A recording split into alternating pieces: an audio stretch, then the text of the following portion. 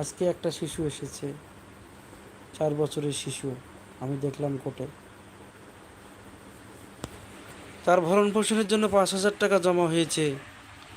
উকিলবাবু নিয়েছে 500 টাকা স্বাক্ষর করিতে, মোহরি নিয়েছে 300 টাকা, 800 টাকা, শেষদাদার চাইছে 500 টাকা।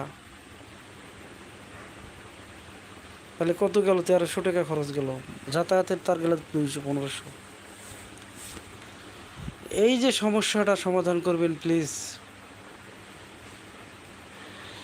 আপনারা সমস্যা সমাধান সবাই এক বাক্যে সোচ্চার হন। বাচ্চার ভরণ পোষণ আইনে বলে সরাসরি বাচ্চাটাকে ভরণ পোষণের মাধ্যমে টাকাটা দেওয়া উচিত।